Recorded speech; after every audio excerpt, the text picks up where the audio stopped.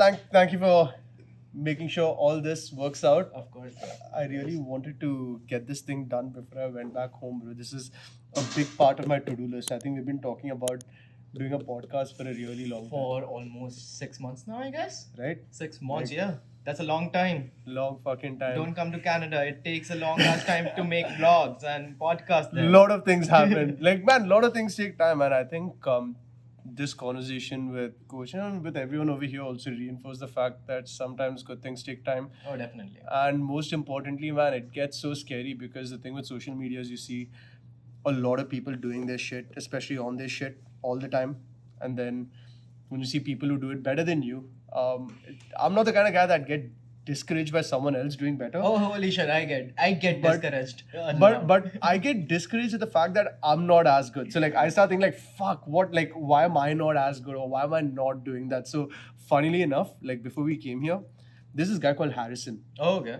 Okay, Harrison he just picked up a camera. He started doing some video work, and then ended up throwing a Hail Mary and applying to the UFC. Mm-hmm. And he applied, got in, was a cameraman, started creating mad content for the UFC. And now this kid was in Riyadh shooting, Fury versus Ngannou, shooting Eminem and all these motherfuckers who came there. Is that guy our senior by any chance? Has he? Oh, no. I don't think a guy that good would ever go to Seneca. That- Or no one that good ever stems out of Seneca. Yeah, that's for sure. Seneca. Your program cut was that out. trash. Absolute trash. No, I'm leaving that in there, bro. I could have a separate podcast about just how damaging that program was. But nah, man, look, again, I guess that's the thing, right? You see people do a whole lot of shit. You're like, fuck, why can't I be there? That's true. But sometimes it takes a collaborative effort. Sometimes it takes scheduling and planning Yeah. to make things happen. But I'm so glad that I'm here, man. Like, I got my ass pounded heavily, not in the gay way. Not in the wrong way, but jiu-jitsu has its own effects on you. Now you competed though, man. Holy shit! You went in from kickboxing. Now you've competed. Dude, So fuck, how's that I been? started off in January 2021. I just wanted to start with kickboxing, but then I thought of giving jiu-jitsu a shot because I had no idea of what it was. In fact, one of my first roles was with my really good friend called Ankit in Mumbai, really close with me till date. He's like 6'5", pretty fat, I should say. He's not jacked, but he's heavy. And my coach at the time told me just to be on mount for 30 seconds and hold it for 30 seconds. I was able to do it. And that's actually triggered it inside of me that, oh, okay, maybe this is something, it's going somewhere. Maybe I should keep trying this. I kept going. I have competed a lot in my white belt era. I just got my blue belt by Coach Ian Fremantle over there.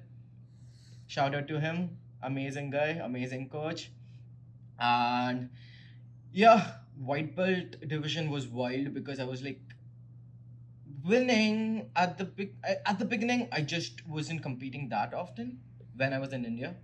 That one time that I competed, I won bronze in Bangalore in one of the most highly known competitions, which is called Strangle, held by Rebel back in Delhi.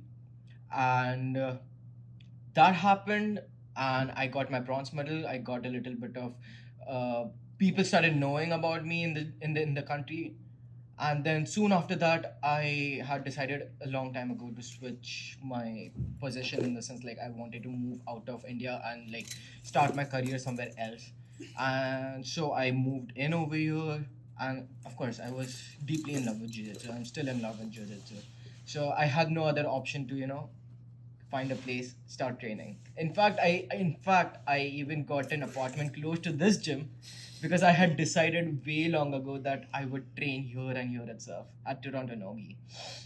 So yeah, I started training over here. Within a month and a half, I just became so good that I had to start competing. First competition, went up to second place. First place I gave me and my teammate was at the first place, and I was at the second place. Then the second competition, which was GTA Classic, I came in first over there. Nobody knew about me. Just some small ass kid walked in, won, submitted everyone with RNC. took the medal, went back home. Then the next one, next gen. Now people know me. They know what I was gonna do, and yet they weren't able to defend it with whatever I was gonna come with. And that was RNC, because that is one of the best things that I know. That's what you kept putting me in, right? Or was it a body triangle? It was a body triangle, and then I go for the RNC because I like getting to. You like choking people out, huh? Yeah, of course. Alright, kinky women out there. That's your man. Of right course. there. Tied up, chained up, choked. You call him. He's been practicing jiu-jitsu just for this. Don't do it with your BJJ belt. Otherwise, you're not getting any BJs.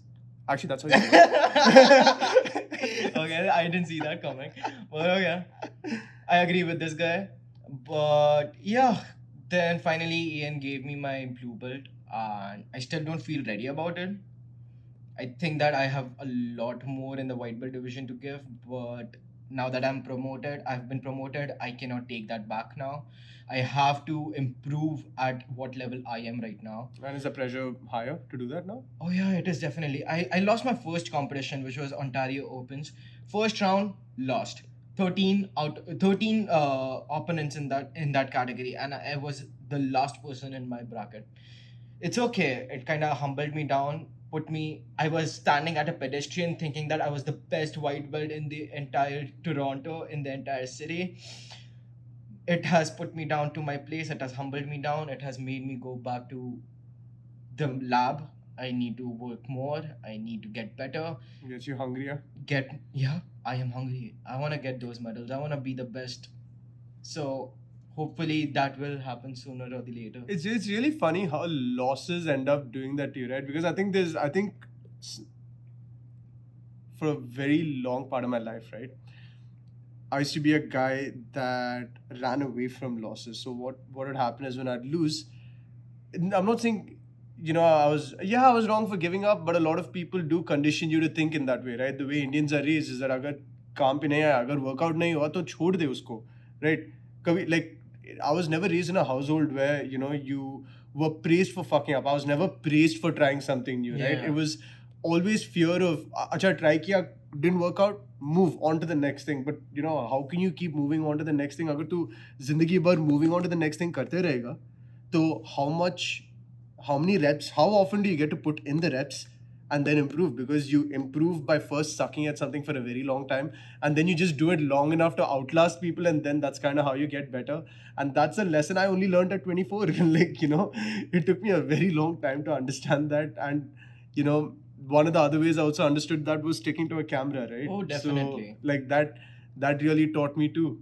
And So, I mean, yeah. I have played a lot of sports all my life. I've been a track and field athlete, 100-meter, 200-meter relays, long jump, name it.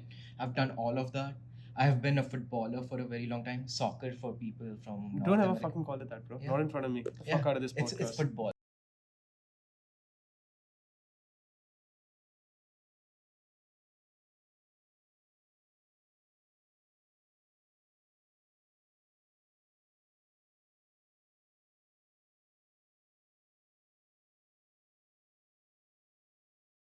Because after a point, you learn from your failures, man.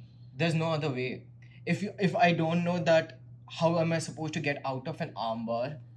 I need to be in an armbar first, right? In order to Yeah. get out of it.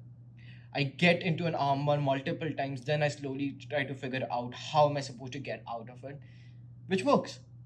And I guess it works in life the same way. You have to keep failing in order to understand how to not fail, and then fail again, and then you learn new things out of it. So yeah, that's that for me, I guess. Both of us started playing this game since we've come to Canada. I like to call it the immigration game, right?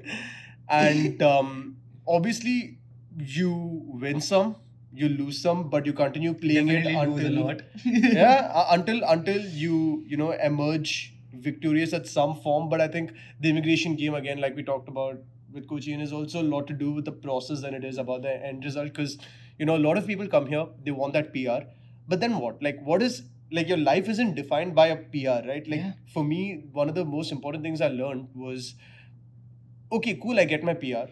But if I ended up, I'm not shading people to do this, but if I ended up working as an assistant manager at Tim Hortons for the better part of 2 years just to go get that PR, what does that really make me? I'm not saying that you're not going to have experiences there, but I'm Exactly. saying that each their own, right? Like if you're someone who hasn't spoken a word of English your whole life and you Yeah. somehow manage to come to Canada, work at a Tim Hortons, become an assistant manager, then a manager over 2 to 3 years, right? And you've learned how to communicate with people, and it builds your character to now say, yes, now I'm ready to sort of chase this dream that I've always wanted to be, maybe a trucker or something else, or maybe an electrician or do some other shit, right? That's completely fine. But then when you just come here for that one PR and you've tied your hopes and dreams and your entire identity to the PR, then it becomes problematic. Oh, it definitely does. I mean, I feel like uh, I have been in love with cameras. Apart from jiu-jitsu, I really like cameras. I want to be a filmmaker someday. And it's not gonna be the same if I just keep running behind that PR and keep sticking to one place. I need to roam around the world. I need to explore different places around the world in order to be a good cameraman or maybe a good video editor or maybe in general as a good filmmaker. Because to be honest, if I stick around to one place, yeah, there are benefits to sticking around to one place, but you'd be just a better person over there at that one particular spot. You won't be knowing anything outside of that area. I want to know more things. So maybe the idea of running behind PR is important, but at the same time, you cannot make it into your You've got to do your own identity. thing, right? You Like got you've to do got to your do own so many of thing. your own things, and that's where conquering your own self doubt or conquering your fears by competing, and then actually rising to something beyond what you thought you'd be is just so much more important. Not a lot of people do it, right? People Yeah. come here, you're just stuck in this vicious loop of the things that you just have to do to get by. But then, unfortunately, I feel like for you to really explore the depths of your character and your capabilities, you've got to start doing things you want to and finding the time to do that and then sticking by it and putting in the reps, because that I think is what molds you into something greater and better than what you were, right? That's what helps you become the 2.0 version of yourself, because everyone just by default does what they have to. Yeah. Everyone does it, right? But it's like, what do you do after? Like, how do you really optimize your time? How do you really optimize time to become a better version of yourself? Oh, Is something that I've only started doing since 2023 almost. But to the larger aspect of it, man, when I came here, I worked like a dog. I just worked multiple jobs every day. The only thing that mattered to me was the amount of money I earned. It came down to that. At the end of the day, I'd have this sheet day in, like I'd record everything. How much money did I make? That's it. Did that for 1 year, right?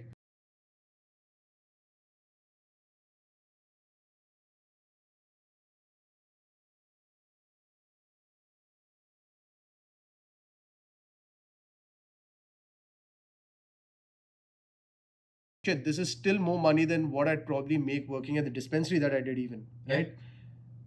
But then what's the point of all that money if I didn't grow as a creative? What's the point of all that Exactly. money if I didn't really make as much content? What's the point if I didn't get into a better physical shape? Because at the end of the day, those are the three things that really anchor me to, not just sanity, but those are the three things that I really just want to do with my time to become prolific at, because everyone wants to be good at something. And if you're not doing the things that you want to be good at, in spite of however hard it gets, you're not going to be fucking good at it. You're just going to be like the rest. Exactly. And that is why I kind of inspire from you. Not gonna lie. This is true. Okay. I'm saying it.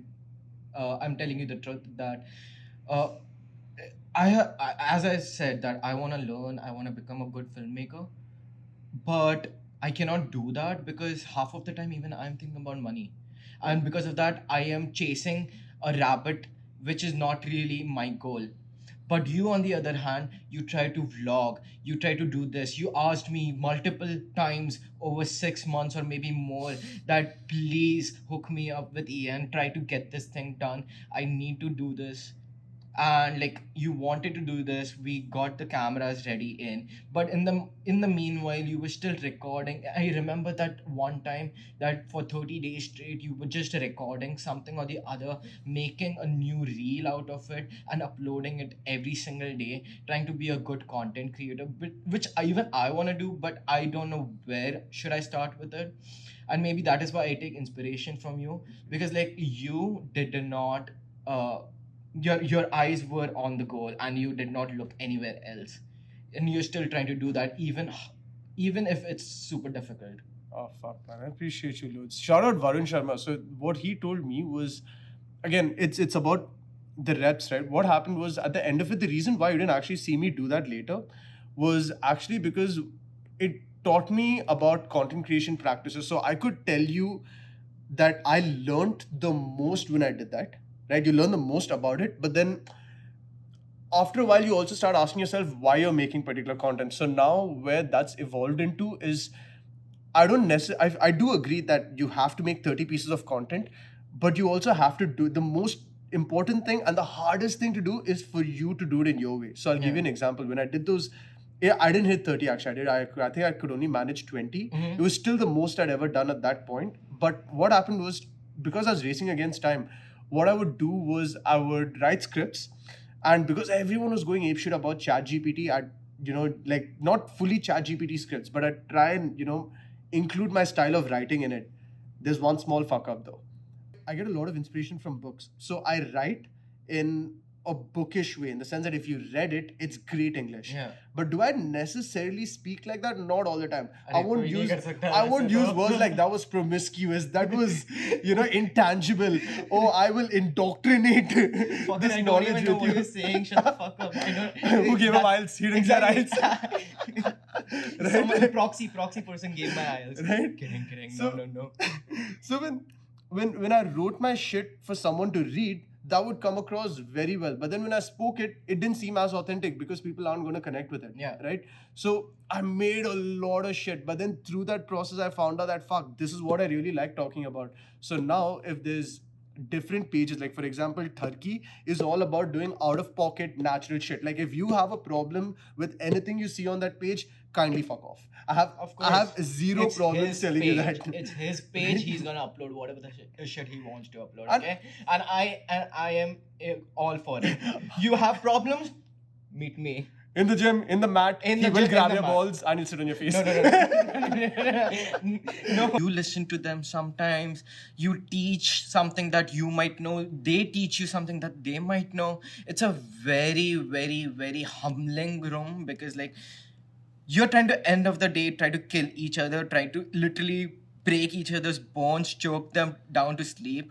But at the end of the day, it's all about respect. And you might be anything outside of the mats. You might be a bartender, maybe you might be sweeping floors somewhere.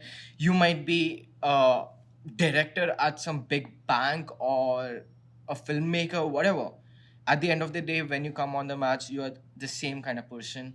You all are equal, and everybody helps you. Everybody is super nice over here, and that is what keeps me going, makes me want to come over here more often, because it's not just that it helps me get out of the worriness that I have in my head.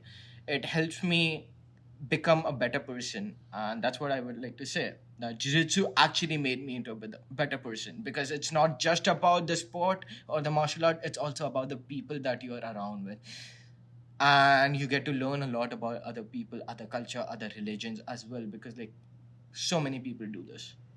Alhamdulillah, brother. You talk about that. Oh man, that's crazy, dude. You work through your eye injury. If people don't know about that, you gotta tell them about this eye injury. real So quick. what happened was, it was 2 years ago. I was going for this district level kickboxing, and first ever competition, by the way. Fought, went up to the finals. This guy, I forgot his name, really good guy. He is one of the best kickboxers in Mumbai. Uh, I was just going crazy. I was just throwing hands. I was trying to cover up distance because, I'm not that tall. I am a short guy, so I need to cover up the distance, go with my punches most of the times. I cannot play kicks. Him, on the other hand, tall fellow, he would always keep his distance. And one small mistake I made, I kept my guard down while I was trying to come in close to him.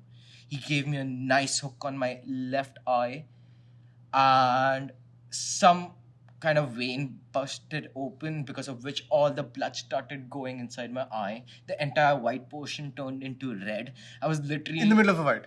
in the middle of the fight, but nobody realized it because people are outside of the ring, of course, right? So it's far the eyes are so small, you can't really look at the eyes most of the time. Anyway, he won the fight. Really good guy. He congratulated me for being second position. Of course, I congratulated him for being on the first position. And that's when we were talking, he looked at me and he goes like, "Bro, your eye is bleeding." And I kind of got scared. Anyway, You didn't know that I was bleeding. now I got a eye hemorrhage, and it was I didn't feel it at all. Actually, there was no pain.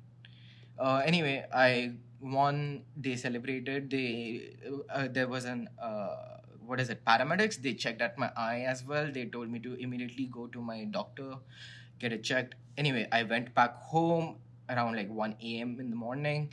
Just dangled my silver medal in front of my mom's room. Told her that I came in second, and then I went off to sleep. Next morning, I woke up, completely forgot about my eye. She woke up. She comes out of her room. She looks at my face, and then she just starts cursing me. And she's a Maharashtrian, right? So you know how Marathi people are.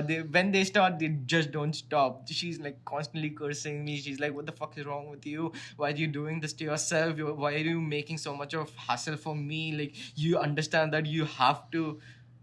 You are very young, you cannot lose your eye like that, blah blah blah blah blah. That lasted for like 2 months. That entire eye was red for 2 months straight, and it was not swelling or anything. It was pure blood in my eye. Anyway, injuries are a part of the sport. Like, one of them is right now with me. I lost my first blue belt division fight, and in that I kind of got a bruised bone on my shin, and I also sprained my ankle. And he still ragdolled me like, I didn't wasn't stop even a training after human that. existent in front of me. He just picked me up, did whatever the fuck he wanted, and he just let me go at the end of 4 minutes with an injured leg. Well, I didn't stop training. You can't stop training, right?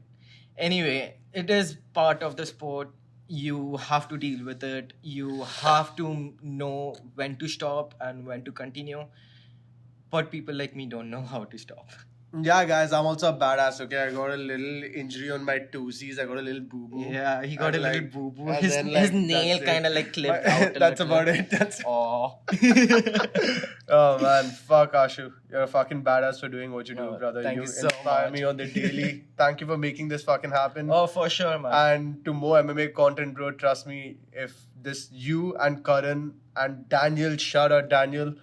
Gotta a meet few this guy. people I don't know who Daniel is. should link up with Daniel, by the way. I told him about you, but a few people who've always supported me in this journey. And the crazy thing is, we are documenting a part of it where I'm probably at my worst, and it's daunting for me to put this on the internet, because again, when you put this on the internet, you're automatically, whether you like it or not, ranked or compared to people who've been doing this for such a long time, people who are so good at what they do.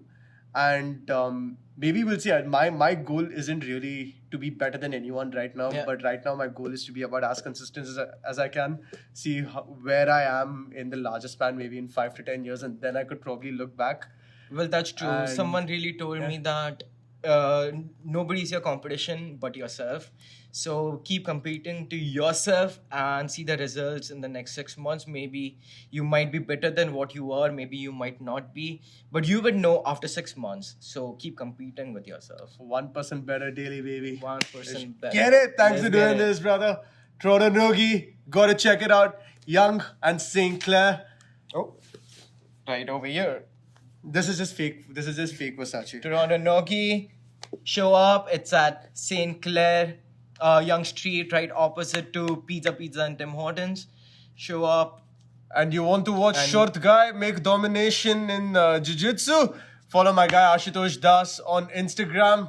kickboxer, jiu-jitsu competitor now, right? Former Competitor kickboxer, now jiu-jitsu, and also kickboxing instructor at Seneca. So Seneca folks, if you're looking to learn to kick some ass in a place that doesn't really offer those facilities, he's your guy. Don't miss out. I'll catch you guys on the next one. Cardio kickboxing, by the way, okay? We just do cardio. We are not allowed to spar over there. But do show up at Seneca at York for this because like it's fun and I try to make it as interesting as possible. With that note, let's end it.